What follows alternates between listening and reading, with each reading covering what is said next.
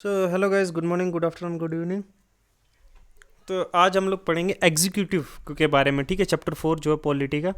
ठीक है, class 8th का चैप्टर 4 पॉलिटी का एग्जीक्यूटिव के बारे में। आज हम गवर्नमेंट के जो है एग्जीक्यूटिव पार्ट को पढ़ेंगे। आपको मैंने बताया हुआ एग्जीक्यूटिव के जो गवर्नमेंट के 3 ऑर्गन्स होते हैं ना, टुगेदर जो परफॉर्म करते हैं फंक्शन गवर्नमेंट का, लॉ मेकिंग, ऑर्डर्स, जो वेलफेयर ऑफ द पीपल के बारे में सोचते हैं, और कॉन्स्टिट्यूशन इंश्योर करता है कि वो वर्क करे कोऑर्डिनेशन में एक दूसरे के साथ।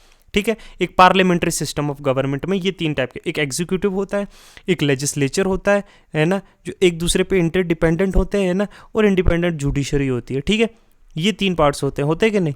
लेजिस्लेटिव फिर एग्जीक्यूटिव, है ना।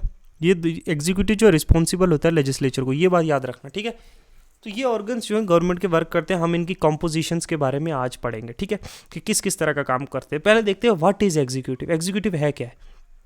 देखो, एग्जीक्यूटिव जो है ना वो क्या करता है? एडमिनिस्टर करता है। देखो, जैसे चीफ मिनिस्टर, प्राइम मिनिस्टर है, जैसे चीफ मिनिस्टर स्टेट में और उसके काउंसिल ऑफ मिनिस्टर्स है, वैसे प्राइम मिनिस्टर और उसके काउंसिल ऑफ मिनिस्टर्स ये और प्रेसिडेंट को मिला के ये बनता है क्या?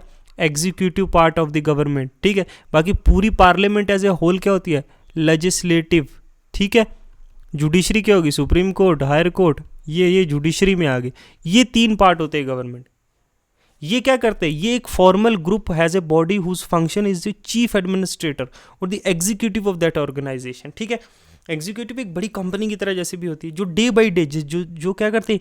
इंप्लीमेंट करते हैं। जैसे एक बिल पास हुआ है, लेजिस्लेटिव, है ना, बिल पास हुआ है, वो लॉ बना है, इंप्लीमेंट कौन करेगा? एग्जीक्यूटिव। उनके decisions, actual day to day functioning जो ऑर्गेनाइजेशन की है वो एग्जीक्यूटिव। वर्ड का मतलब कि ए बॉडी ऑफ पर्सन जो that looks for the implementation of rules and regulation in actual place practice. ठीक है, गवर्नमेंट के केस में वो बॉडी जो क्या करती है? पॉलिसी डिसीजन और डिसाइड करती है अबाउट द रूल और regulations, whether the other one would be in charge of implementing these rules. The organs of government that primarily look after the functions of implementation administration is called executive. different departments में जो है वो department head होते हैं ना, health department, है ना, फिर रेलवे, है ना, फिर डिफेंस, होम मिनिस्ट्री, है ना, ये, और इसके ऊपर प्राइम मिनिस्टर, है ना, ये सारे एग्जीक्यूटिव का पार्ट है जो एग्जीक्यूट करते हैं पर्टिकुलर डिसीजंस ऑफ दी जो पार्लियामेंट होते हैं। ठीक है, ये रिस्पॉन्सिबल होते हैं किसको? लेजिस्लेचर को। ठीक है, तो एग्जीक्यूटिव ये ब्रांच है एक गवर्नमेंट की जो रिस्पॉन्सिबल है इम्प्लीमेंटेशन के लॉ और पॉलिसीज जो अडॉप्ट करेगा पूरा लेजिस्लेचर, पूरा parliament as a whole.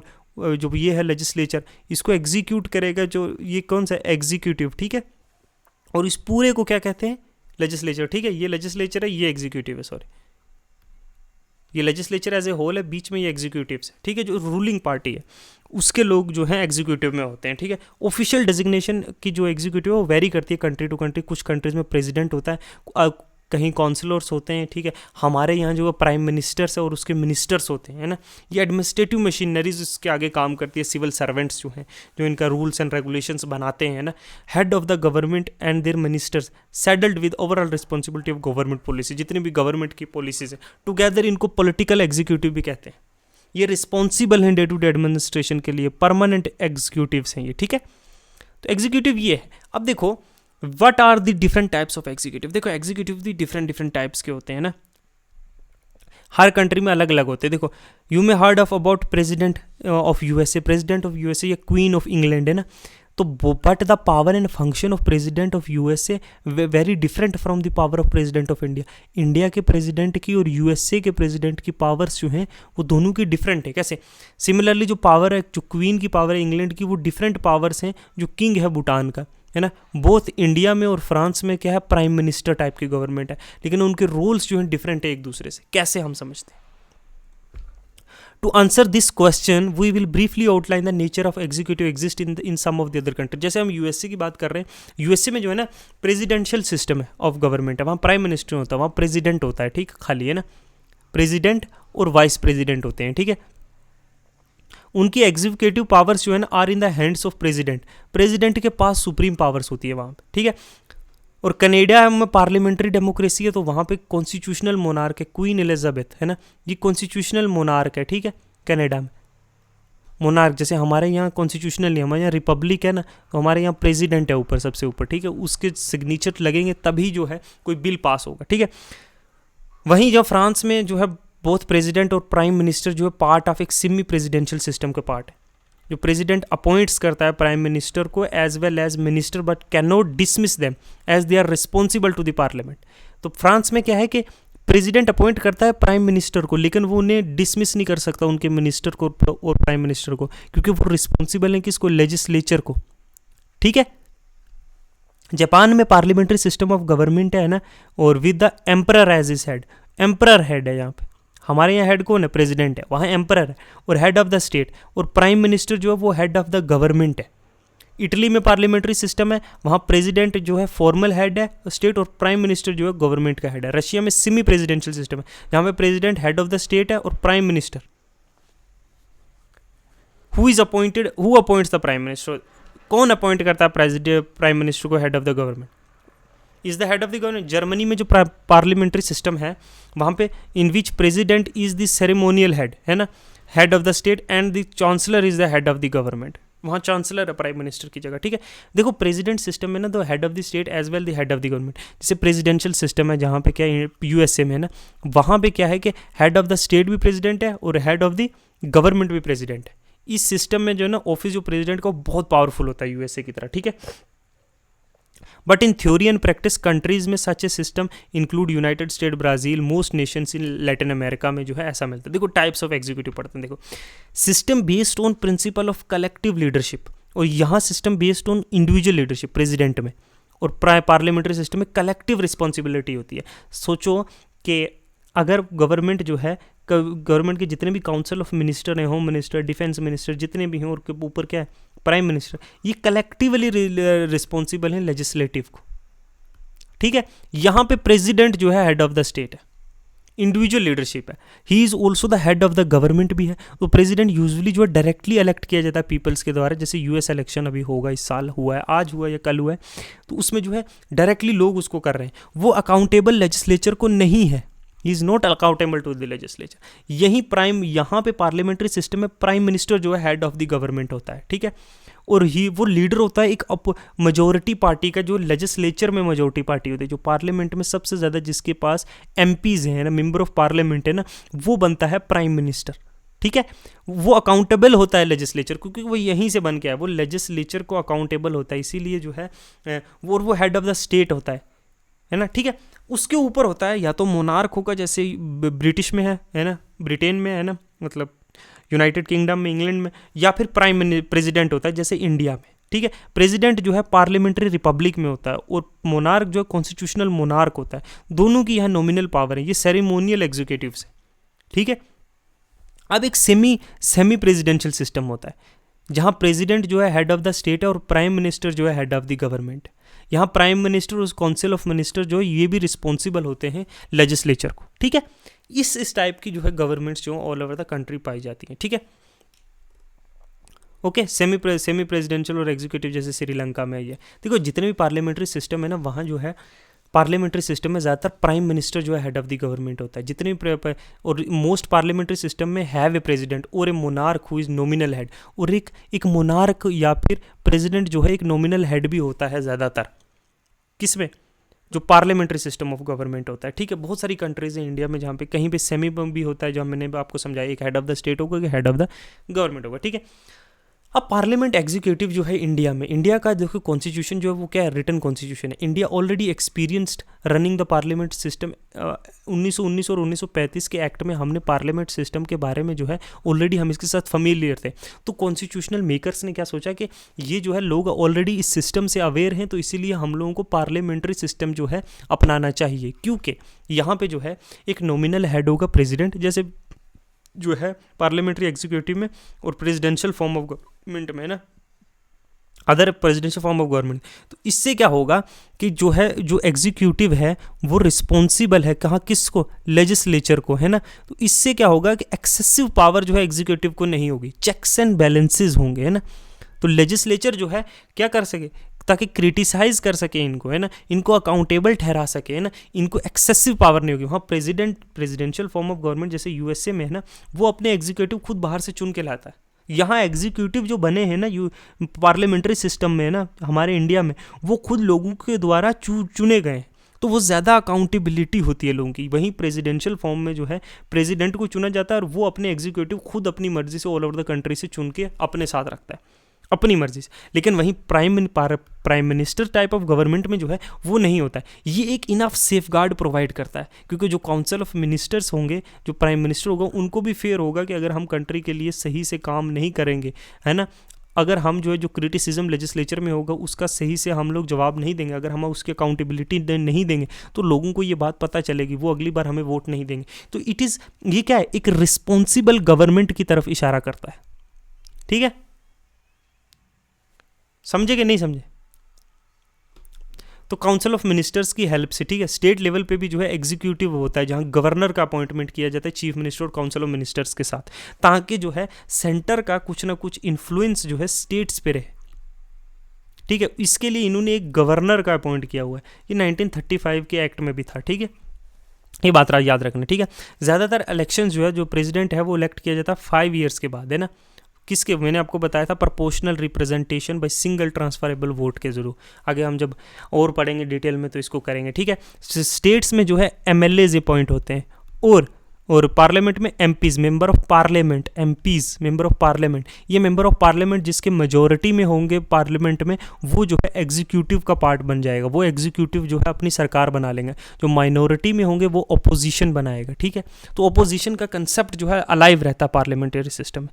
President को रिमूव किया जा सकता है only by parliament by following a procedure of impeachment, जो स्पेशल मेजोरिटी के साथ होता है, जो हमने जो है लास्ट चैप्टर में स्पेशल मेजोरिटी के बारे में पढ़ता है ना। किसके ग्राउंड क्या है, वोलेशन ऑफ कॉन्स्टिट्यूशन, सिर्फ वोलेशन ऑफ कॉन्स्टिट्यूशन के बेस पे हटाया जा सकता है। और यूनियन की एग्जीक्यूटिव पावर किसके अंदर वास्ट होती है, जितनी भी एग्जीक्यूटिव पावर्स है वो प्रेसिडेंट के अंदर होती हैं। किसमें, पार्लियामेंट्री सिस्टम में। और प्रेसिडेंट किसके हिसाब से चलता है, एडवाइस के साथ, एड और एडवाइस के साथ, किसकी, काउंसिल ऑफ मिनिस्टर्स की। ठीक है, काउंसिल ऑफ मिनिस्टर्स में कौन है, प्राइम मिनिस्टर और उसके चुने हुए 15% लोग है ना, जो उसकी मेजॉरिटी पार्टी में से। ठीक है, आर्टिकल 74 क्या कहता है, clause 1, there shall be a council of minister with prime minister at the head to aid और advise president who shall exercise office function act in accordance with such advice. तो इसकी एडवाइस के साथ ही किसी bill pay signature होते हैं और वो लॉ बनता है। अगर प्रेसिडेंट नहीं करेगा तो नहीं बनेगा। ठीक है, प्रोवाइडेड दैट के प्रेसिडेंट में require council of minister reconsider such advice and president shall act in accordance with the advice tendered after such रिकन। देखो, प्रेसिडेंट जो है अगर कोई काउंसिल ऑफ मिनिस्टर एडवाइस देगा तो प्रेसिडेंट जो है उन्हें रिकंसिडर करने के लिए भी बोल सकता है। लेकिन अगर काउंसिल ऑफ मिनिस्टर्स ने रिकंसिडर करने के बाद भी सेम एडवाइस या थोड़ी चेंज करके भी दी तो प्रेसिडेंट को मानना पड़ेगा। इसीलिए इसको कहते हैं नॉमिनल हेड। क्या, नॉमिनल हेड, क्योंकि एट द एंड इसको काउंसिल ऑफ मिनिस्टर्स की बात माननी होगी। समझे, ये है इस तरीके से जो होता है, समझो। ठीक है, फिर है we already have seen president एक फॉर्मल हेड है गवर्नमेंट का। इन फॉर्मल सेंसेस प्रेसिडेंट के पास वाइड रेंज एग्जीक्यूटिव, लेजिस्लेटिव और जुडिशरी और इमरजेंसी पावर्स भी होती हैं। समझे, हर टाइप की पावर है। देखो, पार्लियामेंट्री सिस्टम में जो है ना पावर्स जो है ना, in reality used by president only on advice of council of minister. Reality में सिर्फ प्रेसिडेंट पावर यूज करता है, लेकिन advice of council of minister के मैंने आपको भी बताया। और प्राइम मिनिस्टर और काउंसिल ऑफ मिनिस्टर जो है ना वो सपोर्ट करते हैं, मेजॉरिटी जिसके पास है लोकसभा में वही है, जिनके पास सपोर्ट है मेजॉरिटी की लोकसभा में वही बनते हैं, और वो रियल एग्जीक्यूटिव होते हैं। कौन, council of minister. Most cases में president has to follow the advice of council of ministers. ठीक है, कुछ डिस्क्रिशनरी पावर भी होती हैं, डिस्क्रिशनरी पावर्स जो है प्रेसिडेंट्स की, जो प्रेसिडेंट अपनी मर्जी से यूज़ कर सकता है ना। President has no discretionary power under any circumstance, this will be an incorrect statement कि प्रेसिडेंट के पास कोई डिस्क्रिशनरी पावर नहीं होती हैं। President have right to be informed of all important matter and deliberation of council of ministers. जो council of minister कोई भी इंपॉर्टेंट अगर डिसीजंस या पावर कर रहे हैं, फैसले, तो वो प्रेसिडेंट को बताने ही पड़ेंगे। ठीक है, उसके पास राइट है। प्राइम मिनिस्टर जो obliged is to furnish all information to the president may call for, जो भी प्रेसिडेंट कहेगा वो सारी इंफॉर्मेशन देनी पड़ेगी। President open rights to prime minister and express is view on matter confirming the country. President हम अपने व्यूज भी जो है कंट्री के मुताबिक बताता है कि क्या क्या है। तो president holds a very important position in it, he is the first person of India, first citizen of India. ठीक है, ठीक है, वो काउंसिल ऑफ मिनिस्टर को रिकंसिडर, कोई डिसीजंस मैंने आपको बोला नहीं उसको पसंद है। सेकंडली, प्रेसिडेंट के पास कुछ वीटो पावर्स भी होती हैं, चूँकि वो विद होल्ड कर सकता है या रिफ्यूज़ कर सकता है कोई एसेंट देने से भी इस बिल को, मनी बिल के अलावा, अदर देन मनी बिल को छोड़कर वो क्या कर सकता है कि कोई बिल गया है प्रेसिडेंट के पास लेजिस्लेचर और लोकसभा राज्यसभा में पास होने के बाद, तो उस बिल्स पे जो है वो अपने पास भी रख सकता है, उसको साइन करके, अगर उसको साइन कर देगा, सिग्नेचर कर देगा, है ना, तो वो बिल क्या बन जाएगा, लॉ बन जाएगा। अगर उसको नहीं साइन करेगा वो, है ना, तो अब वो अपने पास ही रख ले, विद होल्ड, ना वापस दे ना रिकन्सिडर के लिए भेजे, तो वो क्या है, बिल जो है वहीं पड़ा रहेगा। नहीं तो अगर साइन कर दे तो वो लॉ बन जाएगा। तो president can send bill back to parliament and ask for reconsideration, भेज सकता है। ये वीटो पावर जो है लिमिटेड है, the veto power is limited because parliament passes the same bill again and send it back to the president, the president has to give assent to the bill. अगर president reconsider करने के लिए bill वापस भेज देता है legislature में, तो अगर बिल दोबारा से पास करके अगर भेज दिया गया तो क्या है, वो बिल को पास सिग्नेचर करना ही पड़ेगा। तो इसके पास क्या सस्पेंसिव वीटो है इन केस में, एब्सोल्यूट वीटो है अमेरिका के केस में कि वो बिल को पास दोबारा भी नहीं कर सकता, है ना, किसी बिल को वो जो है bill. However there is no mention of constitution about the time limit in which the president must send the bill back for reconsideration. अगर बिल प्रेसिडेंट के पास भेज दिया गया है और वो अपने पास ही रख दे, ना रिकंसिडरेशन के भेजे, ना रिजेक्ट करे, ना साइन करे, तो कोई टाइम लिमिट भी नहीं है कि उसको देना पड़ेगा। तो ये दिस गिव प्रेसिडेंट एक इनफॉर्मल पावर देता है यूज करने का वीटो इफेक्टिव मैनर में, ठीक है, इसको पॉकेट वीटो कहते हैं, ठीक है, वो अपनी जेब में रख लेगा मतलब बिल को, ठीक है। एक थर्ड काइंड ऑफ डिस्क्रिशन होती है जो arise out of a political formally, the president appoint prime minister normally in parliamentary system. एक लीडर जो सपोर्ट, जिसके पास मेजोरिटी सपोर्ट है लोकसभा में, उसको प्राइम मिनिस्टर अपॉइंट किया जाएगा। इसमें डिस्क्रिशनरी जो है पावर का कोई सवाल नहीं उठता। बट एक सिचुएशन इमेजिन करो, इलेक्शन के बाद किसी के पास भी, किसी लीडर के पास भी क्लियर मेजोरिटी नहीं है लोकसभा में। Imagine further that after attempts to forges के अलायंसेस बहुत सारी बनाने की कोशिश की, उसके बाद भी जो है 2 और 3 leaders are claiming that they have the support of the majority in the house, लेकिन फिर भी 2 या 3 लीडर ऐसे बोल रहे हैं कि हमारे पास मेजोरिटी की सपोर्ट है लोकसभा में, तब क्या होगा? अब प्रेसिडेंट डिसाइड करेगा कि किसको अपॉइंट करना है प्राइम मिनिस्टर। इस सिचुएशन में जो है प्रेसिडेंट यूज कर सकता है अपने डिस्क्रिशनरी पावर जज करने के लिए कि किसके पास असल में जो है सपोर्ट है मेजोरिटी की, जो गवर्नमेंट को बना सकता है और रन कर सकता है। Since 1989, major जो political changes has considered increase importance of presidential office.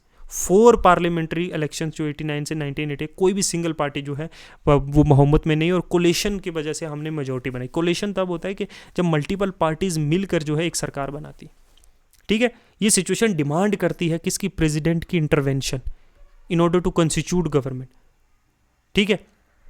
President जो है लोकसभा को डिसॉल्व भी कर सकता है प्राइम मिनिस्टर्स के एडवाइस पे। जब कोई भी पार्टी जो है प्रूव नहीं कर सकती अपनी मेजोरिटी, तो प्रेसिडेंट जो है अपनी डिस्क्रिशनरी पावर का यूज़ करके पॉलिटिकल कंडीशन में उसको डिसॉल्व भी कर सकता है री इलेक्शंस के लिए। तो प्रेसिडेंट के पास एक फॉर्मल पावर होल्डर है और एक सेरेमोनियल हेड भी है हमारे नेशन का, समझे। अगर काउंसिल ऑफ मिनिस्टर्स जो है is dependent on the support of majority Lok Sabha में, ठीक है। अगर ये मेजोरिटी वो खो देंगे है ना, तो प्रेसिडेंट क्या है, उन्हें जो है रिमूव कर देगा उनके ऑफिस, ठीक है। इस सिचुएशन में जो हेड ऑफ द स्टेट है उसके पास फिक्स टर्म होती है 5 years की, है ना, वे power to appoint prime minister who may be symbolically, ठीक है। तो ऑर्डिनरी दिस इज द, ये रोल है कुछ ऑर्डिनरी सर्कमस्टांसिस में, ठीक है। फिर क्या बढ़े, कुछ इंपॉर्टेंट में देख रहा है। अच्छा, साइज ऑफ, ये देखो size of council of minister, देखो 91 कॉन्स्टिट्यूशनल अमेंडमेंट एक 2013 का है, 3 का है ना, जो उसमें size of council minister determined की गई, ठीक है। तो काउंसिल ऑफ मिनिस्टर्स की क्या साइज होती है? 15% होता है टोटल सीट्स का 15% होता है जो लोकसभा में, ऐसा है। देखो ना, there is amendment was made कि council of ministers shall not exceed 15% of the total member of the house of the people. For example, अगर 150 लोग हैं किसी लेजिस्लेटिव असेंबली में स्टेट की, तो 15 ही काउंसिल ऑफ मिनिस्टर बन सकते हैं इंक्लूडिंग द प्राइम मिनिस्टर, है ना। 15 लोग मिनिस्टर्स बन सकते हैं, ठीक है। इन केस ऑफ स्टेट में 15% से ज़्यादा नहीं जाना चाहिए, समझ गए। ये है काउंसिल ऑफ मिनिस्टर्स के बारे में, ठीक है। तो इस चैप्टर में हम देखो लेजिस्लेटिव जो है ना, लेजिस्लेटिव, एग्जीक्यूटिव और जुडिशरी 3 पार्ट है। ठीक है, ये डिसाइड करते हैं। मेजर जो पॉलिसी मेकर है वो डिसाइड, देखो लेजिस्लेचर एक एज ए होल एक जो है बिल को पास करता है, लेकिन एग्जीक्यूटिव जो काउंसिल ऑफ मिनिस्टर्स और प्राइम प्रेसिडेंट है वो एग्जीक्यूशन में मदद करता है, वो एग्जीक्यूट करते हैं उस लॉ को, है ना, डिफरेंट डिपार्टमेंट्स के थ्रू, है ना। फॉर एक टैक्स के रिलेटेड लॉ है ना, तो फाइनेंस मिनिस्ट्री को, है ना, जो काउंसिल ऑफ मिनिस्टर में है ना, उनको बोला जाएगा कि इस लॉ को जो है आप इम्प्लीमेंट करो, समझे। इस तरीके से काउंसिल ऑफ मिनिस्टर जो है एग्जीक्यूटिव जो है काम करता है, ठीक है, समझे। इस तरीके से कोलेशन के बारे में हमने देखा, तो इस तरीके से ये जो है नॉर्मल ये पढ़ना है चैप्टर में। हम लोग पूरा चैप्टर भी पढ़ सकते हैं, लेकिन मैं आपको समझाने की कोशिश कर रहा हूँ। एक परमानेंट एग्जीक्यूटिव जो ब्यूरोक्रेसी है, who implement the decision of ministry, ये क्या है। देखो एग्जीक्यूटिव ऑर्गन जो गवर्नमेंट का है ना, वहाँ प्राइम मिनिस्टर है, मिनिस्टर्स हैं, और लार्ज ऑर्गेनाइजेशन है जिसे ब्यूरोक्रेसी या एडमिनिस्ट्रेटिव मशीनरी कहते हैं, ठीक है। वो क्या करती है, वो मशीनरी है ना, वो क्या करती है कि इनके डिसीजंस को, लॉज को बनाने में, है ना, कि डिफरेंट आर्टिकल्स, देखो हमारे यहाँ हमारे मेजर जो जितने पॉलिटिकल लीडर्स हैं they are not very much educated, वो ट्रेंड, तो वो क्या करते हैं, ट्रेंड और स्किल्ड ऑफिसर्स को जो वर्क करते हैं as a permanent employ government के, उन्हें असाइन किए जाते हैं टास्क, असिस्ट करने के लिए मिनिस्टर्स को, फॉर्मुलेट करने के लिए पॉलिसीज़ को, उनको इम्प्लीमेंट करने के लिए। एक डेमोक्रेसी में जहाँ इलेक्टिव रिप्रेजेंटेटर्स होते हैं, जो मिनिस्टर्स हैं, वो गवर्नमेंट को इंचार्ज ऑफ द गवर्नमेंट होते हैं, और एडमिनिस्ट्रेशन जो उनके अंदर कंट्रोल में होती है और सुपरविजन में। तो दीज एग्जीक्यूटिव जो हैं वो कंट्रोल जो है एक्सरसाइज करते हैं, कंट्रोल ओवर एडमिनिस्ट्रेशन, लेजिस्लेचर, है ना। तो एडमिनिस्ट्रेटिव ऑफिसर्स जो हैं वो can not act in A violation of policy adopted by legislature. जो लेजिस्लेचर ने पॉलिसी अडॉप्ट कर ली है वो जो है ये एडमिनिस्ट्रेटिव ऑफिसर्स है वो वॉयलेट नहीं कर सकते, वो रिस्पॉन्सिबल है मिनिस्ट्री को कि political control over the administration. India is established a professional administratives. तो वो क्या कही, ये मशीनरी जो है वो political machinery is made political accountability. तो bureaucracy expected to be political neutral. एक एडमिनिस्ट्रेटिव जो ऑफिसर्स है वो न्यूट्रल होना चाहिए, वो नहीं किसी पार्टी का सपोर्टिव नहीं होना चाहिए। जो लेजिस्लेचर ने कानून दिए हैं वो उन्हें काम करना होगा, उन पर ड्राफ्टिंग द पॉलिसी। देखो ये एडमिनिस्ट्रेटिव पॉलिसी क्या, faithful in efficiently participate in drafting of policy and it's implementation. ये नॉर्मल इसलिए एक कॉम्प्लेक्स सिस्टम है। All India services, state services या एम्प्लॉय जो लोकल गवर्नमेंट्स में है, जो मैनेजरल स्टाफ्स में है, रनिंग जो पब्लिक सेक्टर्स में है, वो मेकर ऑफ कॉन्स्टिट्यूशन अवेयर थे इसके बाद कि मोस्ट नॉन पार्टीसन और प्रोफेशनल ब्यूरोक्रेसी चाहिए जो किसी की सपोर्टिव ना हो। वो सिर्फ जो लॉज जो चीज़ें जो हित में है जनरल पब्लिक के लिए वो किए जाए। द लेजिस्लेचर जो डिमांड करेगी वो किया जाए। इम्पार्शली जो है बेसिस ऑफ मेरिट पे ये लोग सेलेक्ट किए, जैसे यूनियन पब्लिक सर्विस कमीशन जो है इन्हें रिक्रूट करिए सिविल सर्वेंट्स को गवर्नमेंट ऑफ इंडिया में। सिमिलरली जो पब्लिक सर्वेंट्स हैं ना वो प्रोवाइडेड हैं स्टेट्स को भी, जैसे स्टेट पब्लिक सर्विस कमीशन के थ्रू, है ना। ये क्या करते हैं, ये एफिशिएंट और मेरिट बेस पे सेलेक्ट किए जाते हैं, ठीक है। ये इन्हें काम करते हैं, डिफरेंट देखो जॉब्स दिए जाते हैं for schedule caste, schedule tribe में, अदर बैकवर्ड क्लास में, वीकर सेक्शंस को, इनको भी इनमें जो है हिस्सेदारी दी गई है ना। ये इंश्योर करता है कि ब्यूरोक्रेसी जो है मोर रिप्रेजेंटेटिव हो, social inequality will be overcome by recruitment of civil services, ठीक है। ये देखो सिविल सर्विसेज की आगे क्लासिफिकेशन दी हुई है, all India services, central, state, province, इस तरह की सिविल सर्विसेज ये काम करती हैं डे एंड नाइट। बिकॉज देखो आप अगर समझोगे मोस्ट ऑफ आवर लीडर्स जो हैं वो क्या है, are not very educated from educated background, है ना। उनका literary are not very great, so many are, but हमारे कॉन्स्टिट्यूशन मेकर को पता था, इन्होंने इसलिए ये ब्यूरोक्रेसी का काम किया। ब्यूरोक्रेसी क्या करती है, इनके लिए पॉलिसी फॉर्मुलेट करती है। They know doubt they leaders give ideas, है ना। उन आइडियाज़ को जो है फाइनल शेप देने के लिए ये ब्यूरोक्रेसी काम करती है डे एंड नाइट, है ना। डे एंड नाइट काम करती है। How this laws, how articles are to be formulated, है ना, how this are to be implemented, है ना। तो डिफरेंट स्टेट्स, डिफरेंट स्टेटा पे जो है इन ऑफिसर्स को जो है तैनात किया हुआ है, ये इम्प्लीमेंट करते हैं। डिस्ट्रिक्ट कलेक्टर जो है इम्प्लीमेंट करेगा इन पॉलिसीज़ को। फाइनेंस मिनिस्टर थोड़ा all over the country will implement, no, this bureaucracy जो फैलाई गई है पूरे मुल्क में, they will work under them. What is legislature is saying is final to them, they have to implement these policies, okay, they have to formulate laws, they have to make the final drafting of these laws and present it to the government। various reports जो हमने various departments में जो बनती हैं कि conditions of ST, condition of एससीज in a country, वो reports जो है फाइनल जो प्रेसिडेंट को सबमिट की जाती है और प्रेसिडेंट जो है पार्लियामेंट को सबमिट करता है। These are created by these bureaucracies. So bureaucracy works under the legislature, okay. In this way the country runs. एक क्लीन, देखो ना, एक corrupt less and clean bureaucracy की ही बन सकती है जो है कंट्री एक स्मूथ रनिंग हो सकती है। नहीं तो it will, if the bureaucracy fails, it will, if bureaucracy is corrupt, ये क्या है, it is a cancer which is growing, it will grow into a cancer. So bureaucracy is also an essential pillar of a democracy, essential pillar of for a smooth running of a government. Okay, in this way the executive के बारे में हमने देखा, ठीक है, how bureaucracy helps हमने देखा, how different forms of government exist हमने ये देखा, ठीक है। आज इतने ही रखते हैं। Okay, thank you.